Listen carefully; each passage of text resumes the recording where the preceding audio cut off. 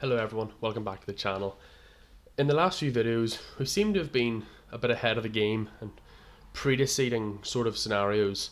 We talked about Deshaun Watson possible trade rumours 3 days ago, and in more recent times, it clearly has become big news. So today what we're going to look at in particular is Deshaun Watson and the Miami Dolphins connection. We're going to go back to the start of where this all begins, go through it like a timeline, and then at the end we're going to look at how much it will cost, and I'll give my opinion at the end whether I think the Dolphins should or shouldn't pull the trigger. But with that all being said, let's get right into the video of Deshaun Watson to the Miami Dolphins. So let's get right to the start of this. All of this Deshaun Watson rumours have been going on for months. Since before Bill O'Brien was relieved of his duties as head coach of Houston, there's been rumblings that he's unhappy in the team. This all came to a head just after New Year when insiders were saying that he was unhappy with the way the head coaching scenario had been picked. But it's sometimes tough to follow insiders' knowledge because a lot of times it's just their opinions. But as of January 10th, Chris Mortensen, a verified user and a very, very credible journalist, did in fact release the news that he is unhappy, close sources have said, with the way the Houston Texans have dealt with him. He hasn't been involved in the choosing of head coaches or GMs. He is also very disgruntled by the fact that Eric Bieniemy, the offensive coordinator of the Chiefs, wasn't even interviewed for the head coach job. Bieniemy being one of the biggest names on the head coach carousel at the market. If not for Urban Meyer, he would probably be Jacksonville's choice. Now we have to look at why all of a sudden has the Miami Dolphins came into it. It's a very weird scenario where Deshaun Watson's $156 million contract holds a no trade clause, but only the player can waive that, which puts the Texans in an absolutely horrible scenario where Deshaun Watson could in fact hold fort and basically demand any price he wants, and the Texans have to agree. Now this hasn't happened in NFL history very often. I went back and tried to do research on quarterbacks moving back and forth, and in NFL history there has never been a quarterback this young, this talented, and on this long a deal. If you go back 10 years, the best you'll ever find is Jay Cutler. Cutler wasn't near as talented as Watson is.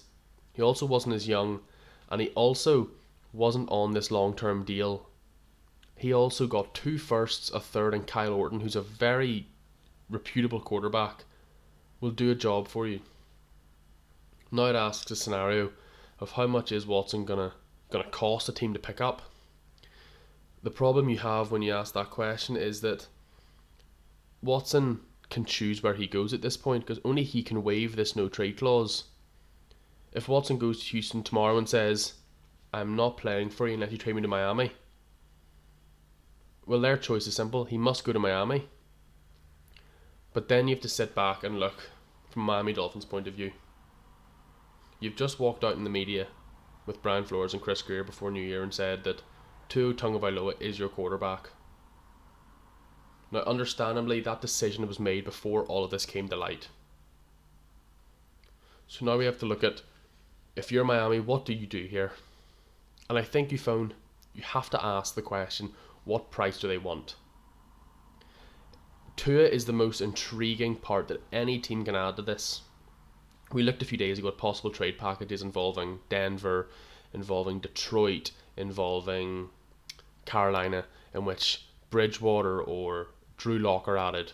Tua is clearly the best quarterback that any team in the league is willing to trade to Houston, mainly because of his age and his upside.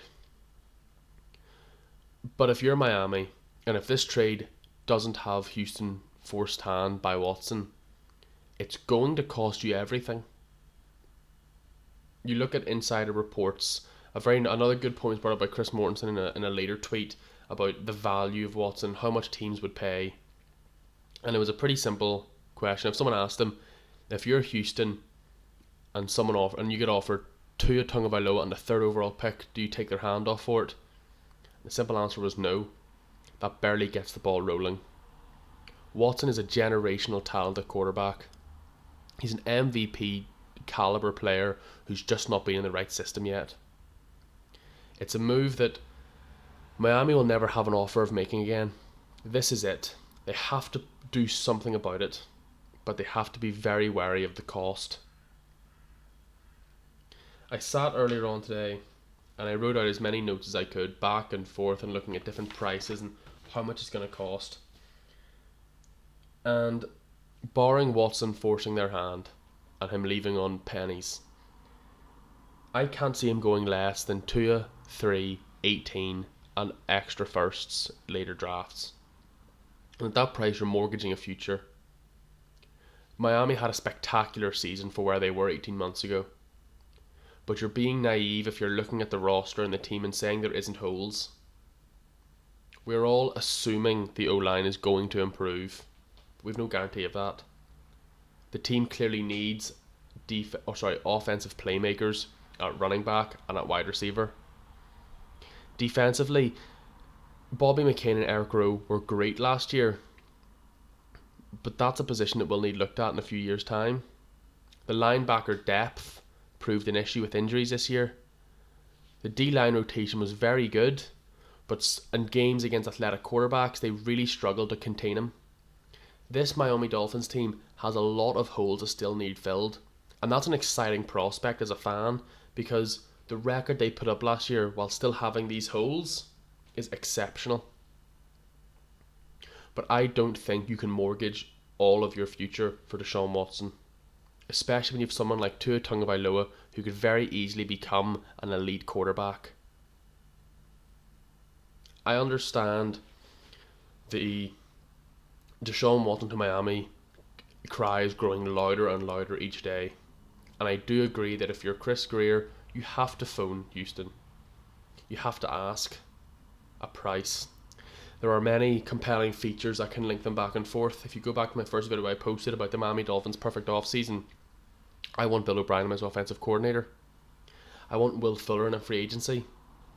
Bill O'Brien, Will Fuller, Deshaun Watson. There's links everywhere here. Photos are flying around of Deshaun Watson in merino jerseys and whatnot.